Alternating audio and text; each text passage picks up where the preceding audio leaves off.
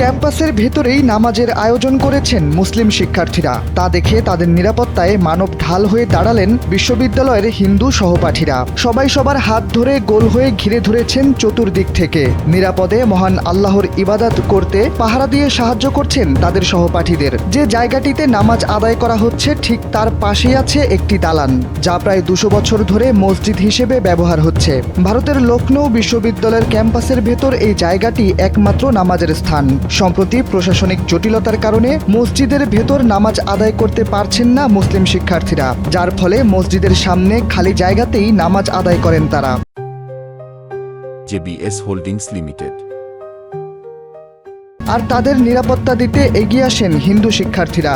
ধর্মীয় সম্প্রীতির একটি অনন্য উদাহরণ হিসেবে এই ঘটনার ভিডিও সামাজিক যোগাযোগ মাধ্যমে ছড়িয়ে পড়েছে। জানা গেছে, কোনো নোটিশ না দিয়ে রোববার মসজিদটি বন্ধ করে দেয় লখনৌ বিশ্ববিদ্যালয়ের প্রশাসন। বিশ্ববিদ্যালয় প্রশাসনের এমন ঔদ্ধত্যপূর্ণ আচরণে ক্ষোভ প্রকাশ করেছেন মুসলিম শিক্ষার্থীরা। প্রশাসনের দাবি, ভবনটি ঝুঁকিপূর্ণ হওয়ায় সেখানে ধর্মীয় কার্যক্রম বন্ধ রাখতে বলা হয়েছে। অন্যদিকে মুসলিম শিক্ষার্থীদের দাবি, কোনো আগাম নোটিশ না দিয়েই মসজিদটি বন্ধ করে দেওয়া হয়, সিলগালা করে দেওয়া হয় মসজিদের দরজা।